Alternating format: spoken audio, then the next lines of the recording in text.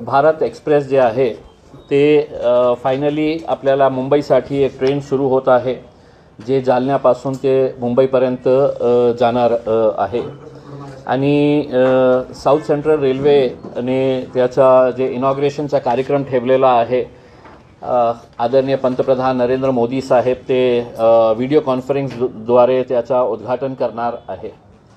मी हे ट्रेन सुरू होत आहे त्याचं स्वागत करतो, पण अशा वेळी सुद्धा कशा प्रकारचे घाणेरडी राजनीती खेळण्यात येत आहे याचा प्रमुख उदाहरण सांगायचे असेल तर आतापर्यंत मला त्याचा निमंत्रण पत्रिका मिळालेली नाही। त्यांनी ऑनलाईन माझ्या पीएला एक निमंत्रण पत्रिका पाठवली। ते निमंत्रण पत्रिका बघितल्यानंतर माझा जे आक्षेप आहे त्याच्या बाबतीत मी समजू शकतो की ट्रेन जे आहे ते जालन्यापासून सुरू होत आहे तर जालन्याचे जितके लोकप्रतिनिधी आहे त्यांचं नाव त्याच्यामध्ये पत्रिकामध्ये असायलाच पाहिजे, त्याच्यामध्ये काहीही हे नाही आहे। मग असं असताना जालन्याच्या नंतर कोणता स्टेशन येणार आहे तर औरंगाबाद येणार आहे। मग तुम्ही या पत्रिकेमध्ये परभणीचे खासदार संजय जाधव यांचं नाव पत्रिकेमध्ये टाकतं, मग औरंगाबादचे खासदार इम्तियाज जलीलची तुम्हाला एलर्जी काय आहे? सगळ्यात जास्त प्रश्न मी चॅलेंज करतो, मराठवाड्यातले जितके खासदार आहे त्यामध्ये भारतीय जनता पार्टी असू द्या किंवा एकनाथ शिंदे साहेबांचे खासदार असू द्या, सगळ्यात जास्त प्रश्न रेल्वे आणि एअर कनेक्टिव्हिटीच्या बाबतीत मी लोकसभेमध्ये उचललेला आहे। मग जेव्हा हे सगळं होतं मग तुम्ही याच्या बाबतीत अशा प्रकारे हे घाणेरडी राजनीती करत असेल, तुम्हाला करायचं असेल तर मी त्यांना स्पष्टपणे माझ्या ट्विटमध्ये सांगितलेलं आहे की तुम्ही ज्या प्रकारे हे राजनीती करतो मग मी माझा दणका काय आहे ते तुम्हाला उद्या रेल्वे स्टेशनला दाखवणार आहे। म्हणजे मी अनेकदा सांगितलेलं आहे की डेव्हलपमेंटच्या मुद्द्यावर कोणत्याही प्रकारच्या राजनीती नको असायला पाहिजे।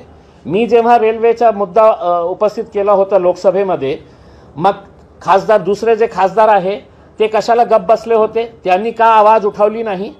आणि आता जेव्हा सगळं तयार झालेलं आहे तर तुम्ही मला माझं नाव वगळून हे निमंत्रण पत्रिका मला ना पाठवता माझ्या पीएकडे ऑनलाईन तुम्ही निमंत्रण पत्रिका पाठवतो, म्हणजे मी लोकप्रतिनिधी नाही आहे का?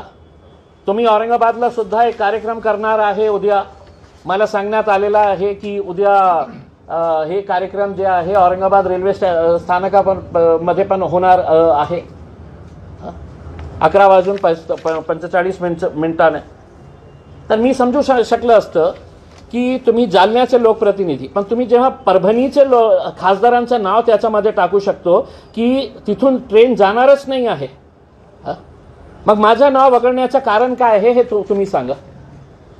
कोणत्या मंत्र्यांनी कोणत्या पंतप्रधानांनी तुम्हाला सांगितलं की नाही आपल्याला हे फक्त आपला गाजाबाजा करायचे आहे, दुसऱ्या लोकप्रतिनिधींना आपल्याला वगळायचं आहे? मग हेच आहे की परभणीच्या खासदारांचा, तर परभणीमध्ये 2 खासदार आहे, एक राज्यसभेचेही खासदार आहे, मग फौजिया मॅडमचं नाव त्याच्यामध्ये का टाकण्यात आलेलं नाही आहे? आता आम्ही हे निर्णय घेतलेला आहे, हे चांगली गोष्ट आहे, पण तुम्ही आमच्या सोबत घाणेरडी राजनीती खेळणार असेल तर तुम्ही उद्या उद्घाटनाच्या कार्यक्रमामध्ये तुम्ही आता बोलवा किंवा नाही बोलवा, आम्ही येणार आहे आणि तुमची ट्रेन पुढे जाणारच आहे ना, मग बघा आम्ही तुमचा कशा प्रकारे कशा चांगल्या रीतीने स्वागत करतो। सुरुवात तुम्ही केलेली आहे, अंत मी करणार। हे तुम्ही मला माझी धमकी समजा, दादागिरी समजा, जे काही समजायचे आहे समजा तुम्ही, पण हे जे चाललेलं आहे हे याचं उत्तर यांनी द्यावा, नरेंद्र मोदी साहेबांनी द्यावा आणि सांगा कोणत्या खासदारांनी सगळ्यात जास्त एअर कनेक्टिव्हिटी आणि रेल्वे कनेक्टिव्हिटीच्या बाबतीत मुद्दा उचललेला आहे।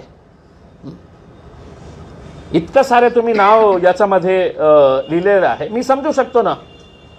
तुम्ही फक्त जालन्याचे केले असते तर मला काही आक्षेप नसता, पण तुम्ही परभणीचे खासदारांचं नाव टाकतं, मग औरंगाबादच्या खासदारांची ती एलर्जी कशामुळे झालेली आहे, का झालेली आहे?